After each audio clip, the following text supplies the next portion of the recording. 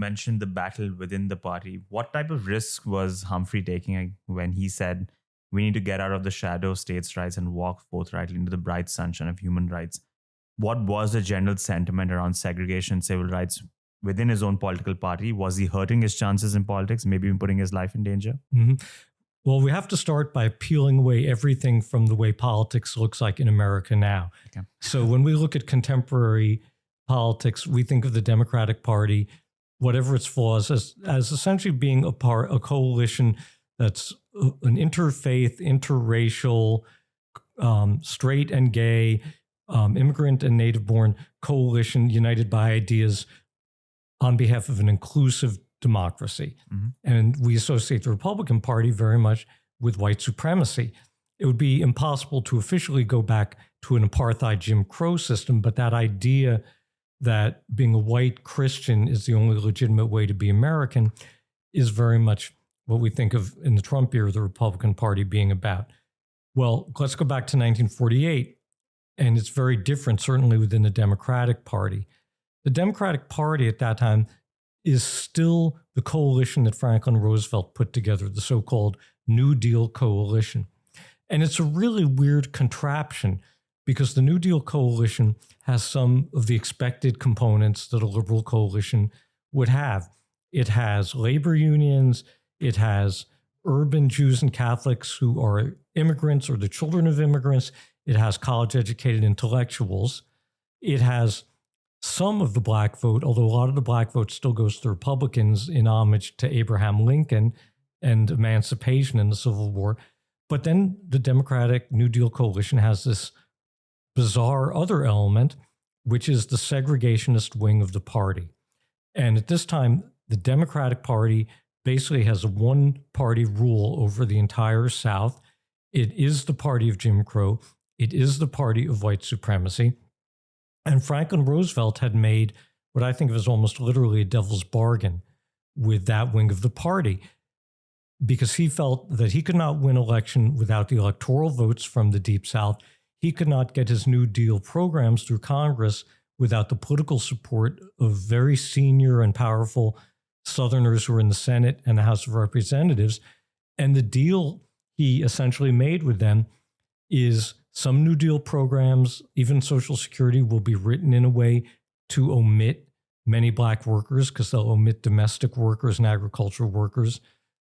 Virtually all New Deal programs will be implemented locally by the states, which means in these southern states, they're implemented in a racially discriminatory way.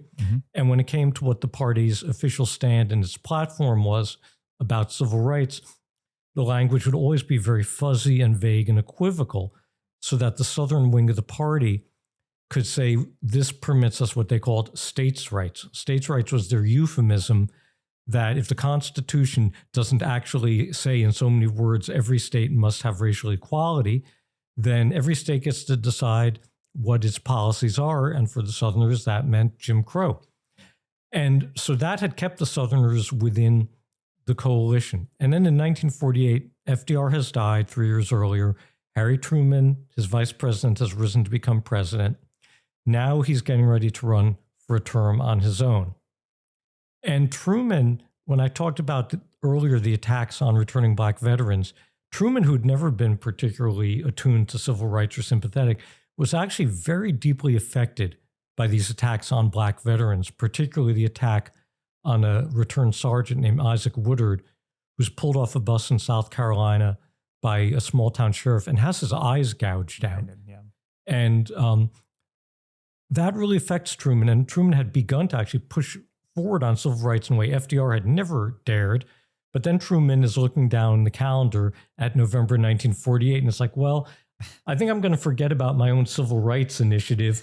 I think I'm going to go back to the FDR playbook of let's placate and appease the Southern segregationists.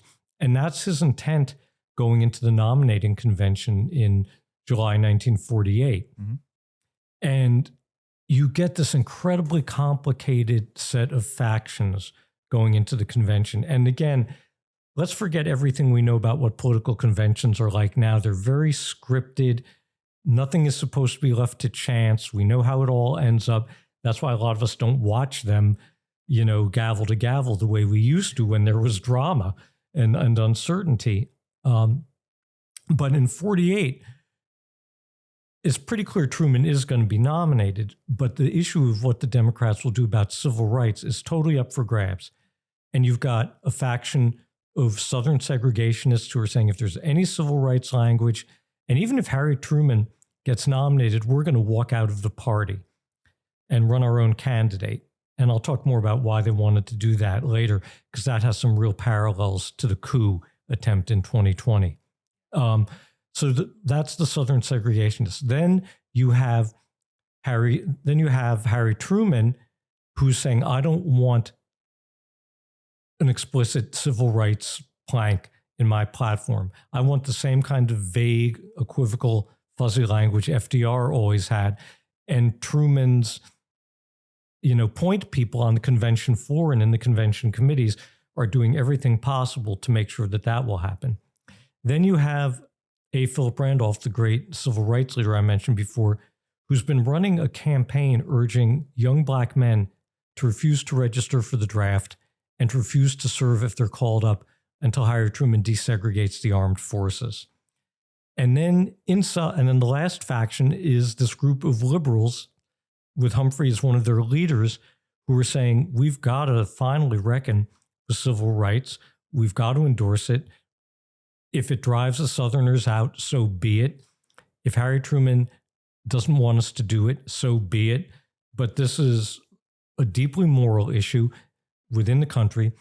It's the height of hypocrisy during the Cold War to tell decolonizing Black, newly liberated Black and brown and yellow former colonies, you should follow the Western example of liberal democracy, even though it includes, apartheid, and not follow, the Marxist-Leninist version, the Soviet version, which was presenting itself very effectively as the political system that is officially opposed to all forms of racial inequality. So Humphrey knew that it was hypocritical for the Democrats to continue to accept forms of Jim Crow in their own country. And there was also a pragmatic element, too, which was that, frankly, most of the Democrats heading into the convention thought Harry Truman was toast. They thought he was going to lose. But you had some big city political bosses, cities with large numbers of Black voters, and those bosses, even though they were themselves white ethnics, were concerned that if we don't do something to appeal to Black voters, not only is Harry Truman going to lose, but we're going to lose Senate races and House races and city council races and state legislature races. So there's a pragmatic element as well. And all of that fortifies this insurgency that Humphrey becomes the most public voice of.